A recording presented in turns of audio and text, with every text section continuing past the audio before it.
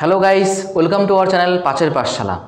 তো আজ আমি উপস্থিত হয়েছি এএনএম জিএনএম 2025-এর যে এক্সামটি হতে চলেছে, তো সেই এক্সামকে ফোকাস করেই কিন্তু আজকে আমি নিয়ে এসেছি ইংলিশের ফার্স্ট ক্লাস। ঠিক আছে, তো এটা কিন্তু আমাদের ইংলিশের প্রথম ক্লাস আজকে কিন্তু হতে চলেছে। তো এর আগের দিন কিন্তু আমি তোমাদের এএনএম জিএনএম 2025-এর যে ইংলিশের সিলেবাস তা নিয়ে কিন্তু আলোচনা করেছি, যে সিলেবাসে কোন কোন টপিকগুলো রয়েছে এবং সেই টপিকগুলোর মধ্যে কোনগুলো বেশি গুরুত্বপূর্ণ, সমস্ত বিষয়ে কিন্তু আলোচনা করেছি। যারা তোমরা সেই ক্লাসটি দেখোনি, অবশ্যই তোমরা সেই ক্লাসটি দেখে নেবে এবং এই ভিডিওর শেষে আমি সেই ক্লাসটির লিঙ্ক দিয়ে দিব। ঠিক আছে, তো সেই ক্লাসটি অবশ্যই দেখে নেবে। এবং আজকে কিন্তু শুরু করছি ইংলিশের প্রথম ক্লাস। ঠিক আছে, এবার দেখো আজকের এই ক্লাসে আমি কি আলোচনা করব। ইংলিশের যে আমাদের সাবজেক্টটা যে রয়েছে, এখান থেকে আমি আজকে কি আলোচনা করব। দেখো থাম্বনেলে লেখাই রয়েছে প্রিভিয়াস ইয়ার কোশ্চেন্স 2024। তার মানে হচ্ছে 2024-এর যে এক্সামটি হয়েছে এএনএম জিএনএমের, তো সেই এক্সামে ইংলিশের থেকে কোন কোন প্রশ্নগুলো, প্রত্যেকেই জানো যে এএনএম জিএনএমে ইংলিশ থেকে কতগুলো প্রশ্ন থাকে, 15টা প্রশ্ন থাকে। তো 2024-এ ইংলিশ থেকে যে 15টা প্রশ্ন জিজ্ঞেস করা হয়েছিল, সেটাই কিন্তু আজকের এই ক্লাসে বা সেই প্রশ্নগুলোই কিন্তু আজকের এই ক্লাসে আলোচনা করব। তো এই প্রিভিয়াস ইয়ার কোশ্চেন্সগুলো আলোচনা করার আমার উদ্দেশ্য একটাই, সেটা হচ্ছে প্রথমত তোমাদের একটি ধারণা হয়ে যাবে যে কোন টপিকগুলো থেকে প্রশ্ন করা হয়েছে বা প্রশ্নের লেভেল কীরকম ছিল। ঠিক আছে, এবং তার সঙ্গে সঙ্গে তোমাদের প্র্যাকটিসও হয়ে যাবে।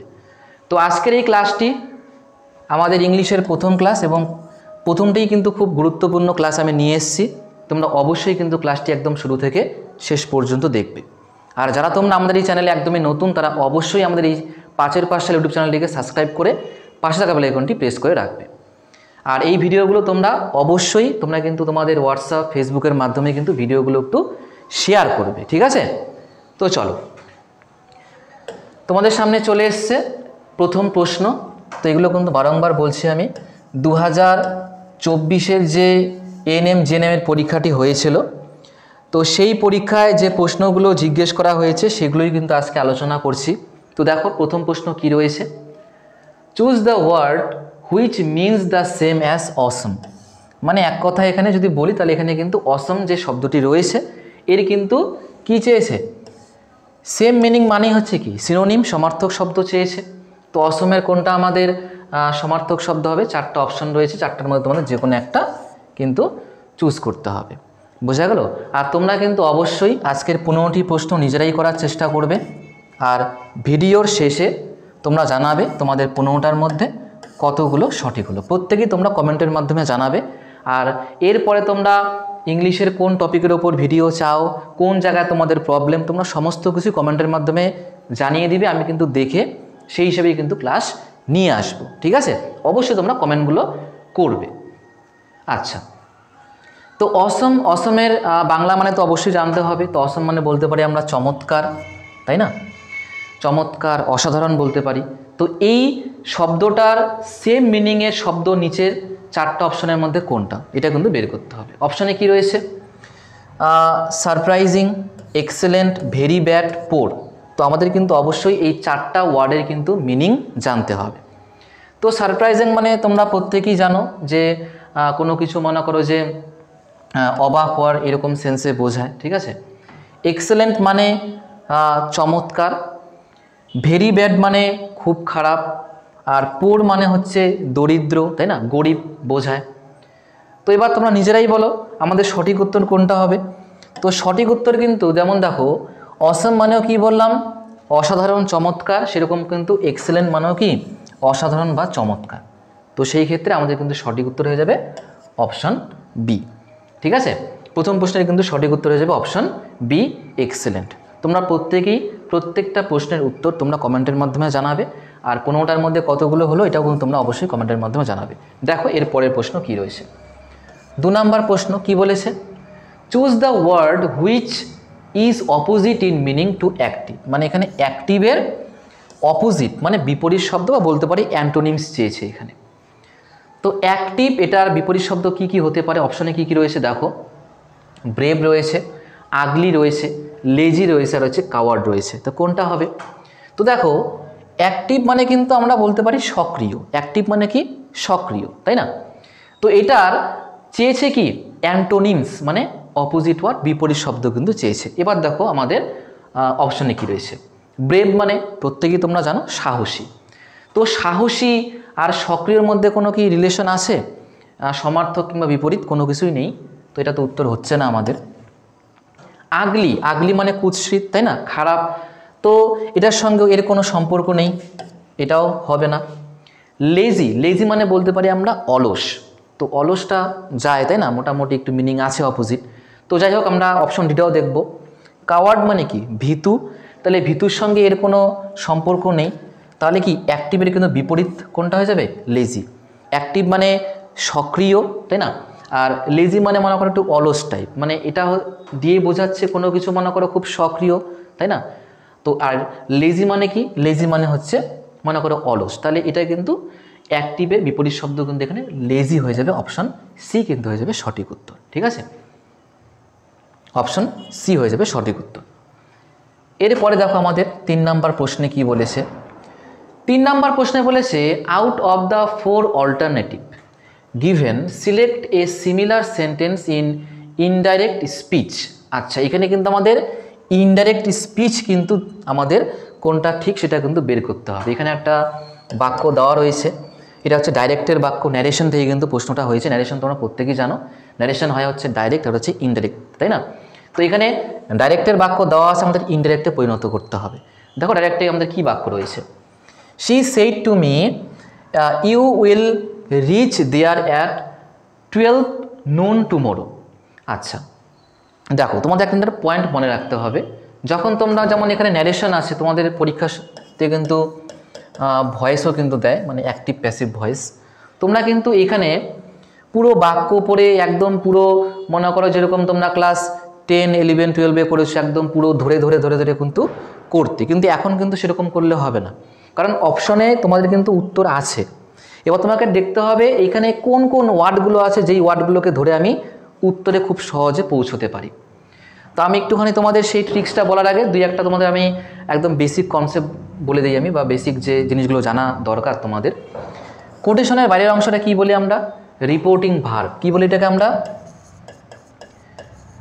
Reporting verb. ঠিক আছে, এটাকে আমরা কি বলি? রিপোর্টিং কিন্তু ভার্ব বলি। আর যেটা কোটেশনের ভিতরে আছে এই যে এই অংশটা, এটাকে আমরা কি বলি? Reported speech. ঠিক আছে, এবার রিপোর্টিং ভার্ব কোন টেন্সে আছে? পাস্ট টেন্সে আছে। তো একদম মনে করো তোমার প্রত্যেকে যেন রিপোর্টিং ভার্ব যদি আমাদের পাস্ট টেন্সে হয় তাহলে রিপোর্টেড স্পিচও কী হবে? পাস্ট টেন্সে হবে। তাহলে উইলটা কি হবে? উইলটা পরিবর্তন হবে উডে। এই একটা বিষয় লক্ষ্য রাখতে হবে আমাদের। তার সঙ্গে সঙ্গে টুমোরো, তাহলে টুমোরোটা আমাদের কি হয়? আমাদের টুমোরোটা ফলোয়িং ডেও হয়ে যায়, তাই না। তো এই দুটো কিন্তু জিনিস আমাদের লক্ষ্য করতে হবে। এবার দেখো টুমোরো যদি ফলোয়িং ডে হয় তাহলে এবার দেখো তো অপশনের মধ্যে কোথায় কোথায় ফলোয়িং ডে আছে। অপশন এতে তো আমাদের প্রিভিয়াস ডে আছে, এটা তো হচ্ছে না। অপশন বিতে ফলোয়িং ডে আছে, বাকি অপশনগুলো চেক করি। বাই মিড ডে আছে, বাই মিড ডে কোত্থেকে আসলে? ওটা তো হবেই না। এবার যেমন এখানে 12 noon টুমোরো আছে, দ্যাট ডে আছে, এটাও হবে না। শুধুমাত্র কিন্তু একটা মাত্র শব্দকে কেন্দ্র করে কিন্তু আমরা উত্তরে পৌঁছে যেতে পারলাম, সেটা হচ্ছে কি টুমোরো। টুমোরোটা কি হয়? ফলোয়িং ডে হয়। তো ফলোয়িং ডে কোথায় আছে?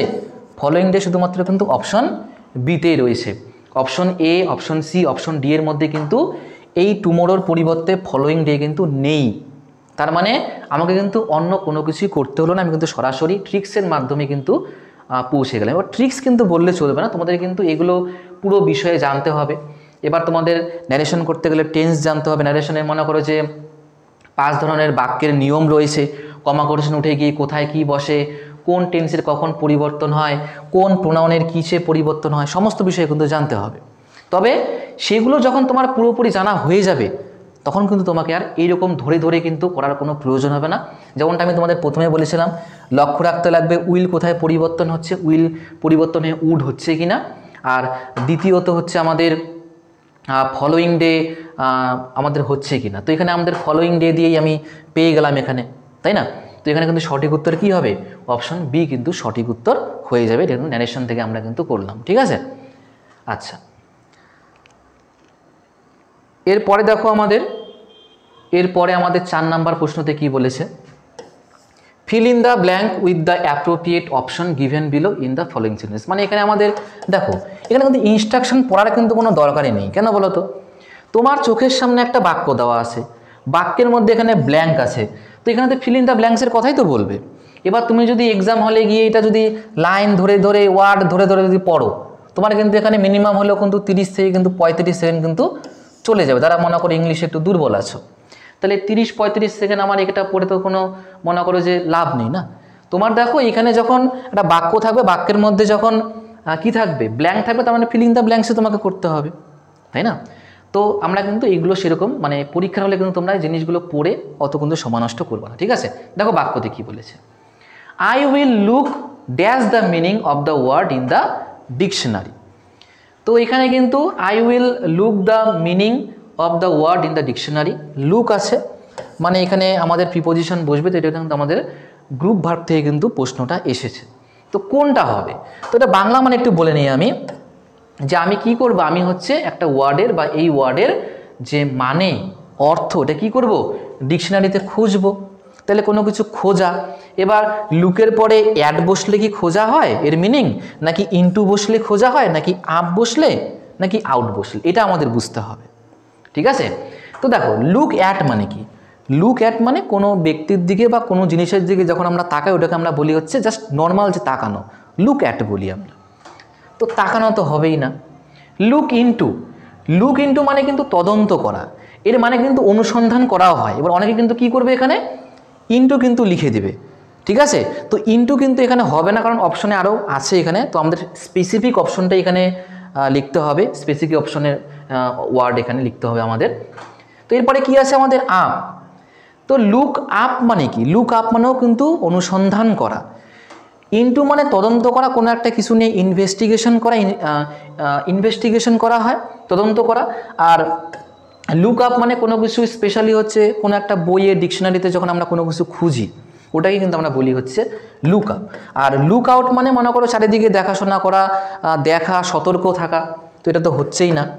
তো এই দুটোর মধ্যে কনফিউশন হতে পারে অনেকের, তবে আমি তোমার কনফিউশনগুলো দূর করে দিলাম যে লুক ইনটু মানে হচ্ছে তদন্ত করা, ইনভেস্টিগেশন করা। আর লুক আপ মানে কোনো কিছু মনে করো বইয়ের মধ্যে খোঁজা, যেমন এখানে আমাদের কি বলেছে, ওয়ার্ডের মিনিংটাকে খোঁজার কথা বলা আছে। তাহলে কোনটা সঠিক উত্তর হবে? তো সঠিক উত্তর হয়ে যাবে কিন্তু option C, look up. I will look up the meaning of the word in the dictionary. Next দেখো 5 নম্বর প্রশ্ন।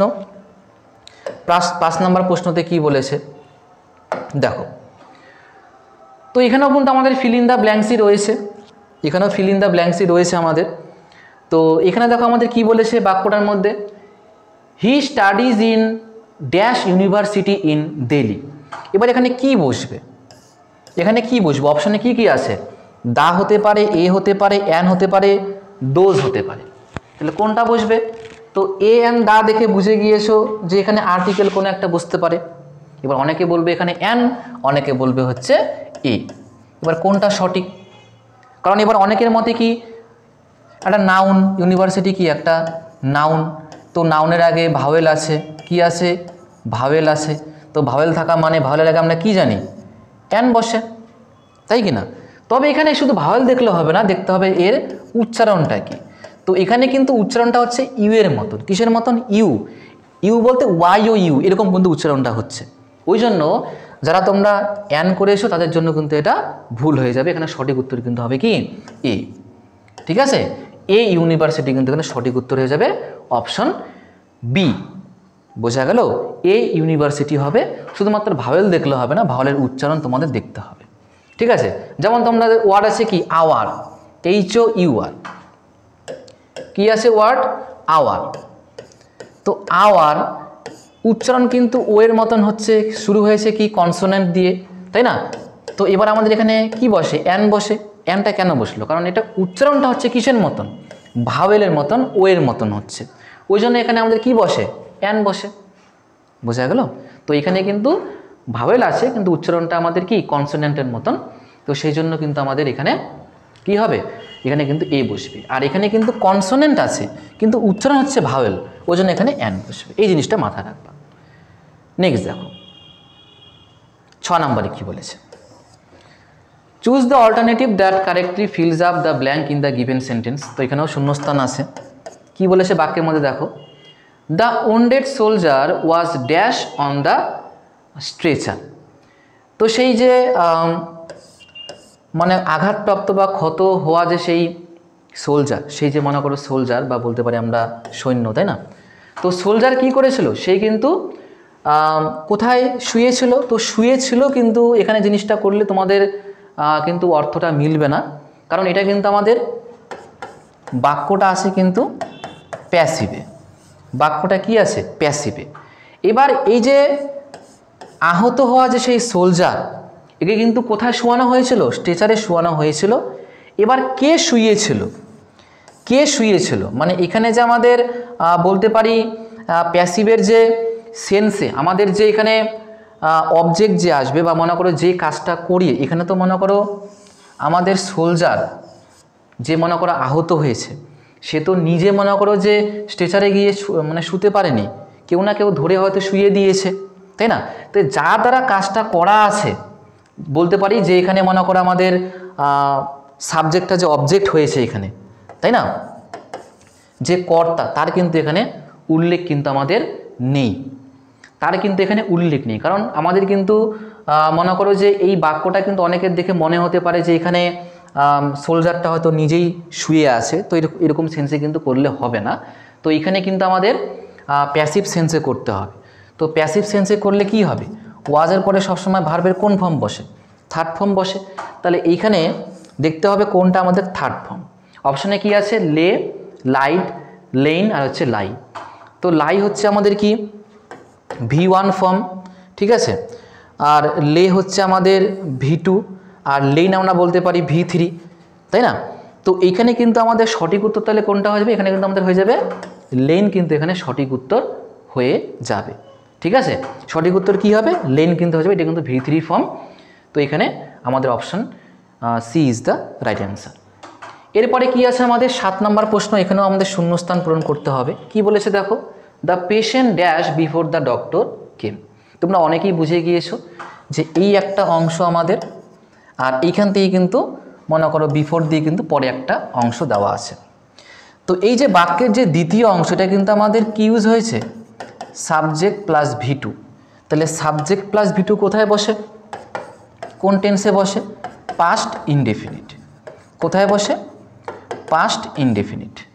এবার এখানে কিন্তু দুটো কাজ আছে, একটা হচ্ছে ডাক্তারের যে এসেছিল এই একটা কাজ, আর হচ্ছে রোগীটি মারা গিয়েছিল এই একটা কাজ। তাহলে কোনটা আগে হয়েছিল? রোগীটি মারা যাওয়া আগে হয়েছিল, ডাক্তারের আসা কাজটা পরে হয়েছিল। তাহলে যদি আমাদের অতীতকালে দুটো কাজকে বোঝায়, যে দুটো কাজের মধ্যে একটি আগে হয়েছিল একটি পরে হয়েছিল, কোন টেন্স হয়? টেন্স হয় হচ্ছে আমাদের পাস্ট পারফেক্ট টেন্স। কোন টেন্স হয়? Past perfect tense. এবার পাস্ট পারফেক্ট টেন্সের গঠনে আমাদের কি আসে? যেটা কাজটা প্রথম হয় সেখানে কিন্তু আসে হচ্ছে subject plus had plus V3 plus কিন্তু অবজেক্ট আসে। বোঝা গেল? তাহলে এটা কি আমাদের দ্য পেশেন্ট হচ্ছে সাবজেক্ট, তাহলে এরপরে কি আসবে? হ্যাড আসবে, এবং এখানে আমাদের ভার্বের এই যে থার্ড ফর্ম আসবে ডাইট। কি আসবে? ডাইট। তাহলে সঠিক উত্তর কোনটা হবে? Option B.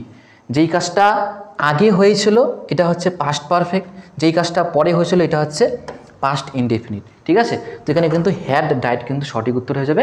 Option B is the right answer. Tense থেকে, কিসের থেকে এসছে? টেন্স থেকে। তোমাদের আমি সিলেবাস আগের দিন কিন্তু বোঝানোর সময় কিন্তু বলেছিলাম টেন্স থেকে আর্টিকেল, প্রিপোজিশন, তারপরে হচ্ছে বিভিন্ন রকম ওয়ার্ড থেকে কিন্তু তোমাদের ফিল ইন দ্য ব্ল্যাঙ্কস কিন্তু আসে। তোমরা প্রত্যেকেই কিন্তু দেখতেই পারছো। ঠিক আছে, যা বলেছি সেরকমভাবে কিন্তু প্রশ্ন জিজ্ঞেস করা হয়। নেক্সট দেখো 8 নাম্বার প্রশ্ন কি বলেছে?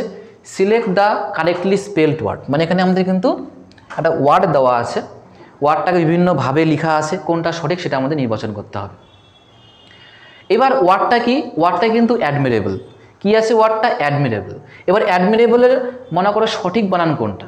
ঠিক আছে, তো এখানে যেমন এ ই আছে, অ্যাডমিরেবল, অ্যাডমিরেবল, এ ডি হবে, ই তো হবে না, প্রথমে এটা বাদ। তাহলে এবার পরের তিনটায় কিন্তু কি আছে, এ ডবল ডি আছে। এবার অ্যাডমিরেবল যেহেতু বললাম, আই আসবে, ই তো আসবে না। তার মধ্যে দেখো দুইটা অপশন কিন্তু এখানে সেম আছে, তার মানে এই দুটো কিন্তু হওয়ার চান্স বেশি। তাহলে কি অ্যাডমিরেবল, তাহলে অ্যাডমিরেবল কোনটা হবে, ইটা এখানে অতিরিক্ত আছে, অ্যাবল, তাই না? তো এইখানে ই কিন্তু অতিরিক্ত নেই, শুধুমাত্র অ্যাবল আছে। তাহলে সঠিক উত্তর কোনটা হবে বা সঠিক বানান কোনটা হবে, option D, A D M I R A B L E. তাহলে সঠিক উত্তর কিন্তু হবে কি অপশন ডি।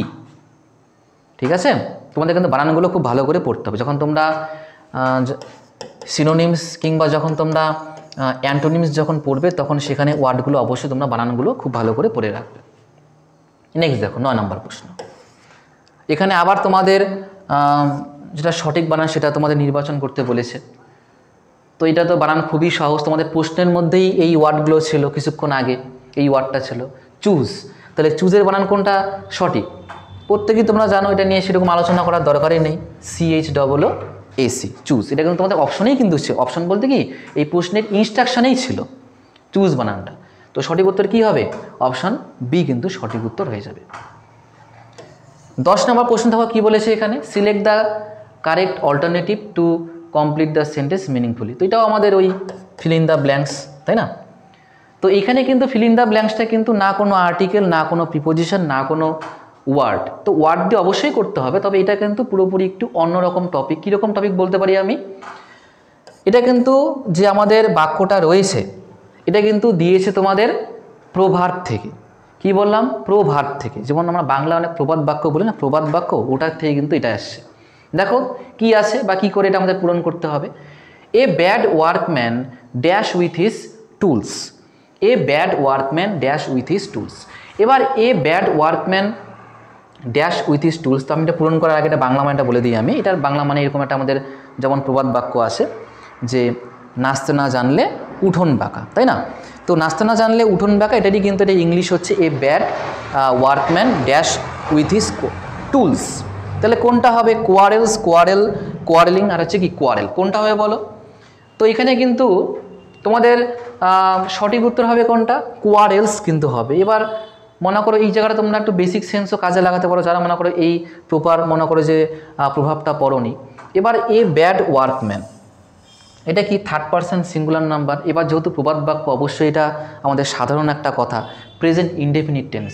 তাহলে প্রেজেন্ট ইনডেফিনিট টেন্সে কী হয়, সাবজেক্টের পরে ভার্বের প্রেজেন্ট ফর্ম বসে। আর আমাদের যদি সাবজেক্ট যদি থার্ড পারসন সিঙ্গুলার নাম্বার হয় তাহলে কি বসে, ভার্বের সঙ্গে এস বা ইয়েস। তাহলে আমি যদি মনে করো প্রভাবটা নাও পড়ে থাকি, আমি কিন্তু এটা টেন্সের কিন্তু যে গঠন, টেন্সের যে স্ট্রাকচার, সেগুলো দেখে কিন্তু আমরা উত্তরে খুব সহজেই পৌঁছে যেতে পারি। ঠিক আছে, তাহলে সঠিক উত্তর কী হবে, অপশন এ কিন্তু এখানে সঠিক উত্তর হবে, a bad workman quarrels with his tools, যার বাংলা মানে হচ্ছে নাচতে না জানলে উঠোন বাঁকা। ঠিক আছে, এরপর দেখো 11 নম্বর চুজ, তাই না? কিছুক্ষণ আগে তোমরা এটা পেলে। তো এটাও কিন্তু আমাদের ওই চুজ দ্য, কী বলেছে, choose the correct alternative to complete the sentence meaningfully. এখানে আমাদের শূন্যস্থান পূরণ করতে হবে। কি বলেছে, তো এই বাক্যটাও কিন্তু আমাদের প্রভাব থেকেই দিয়েছে। ঠিক আছে, as you dash so you rib.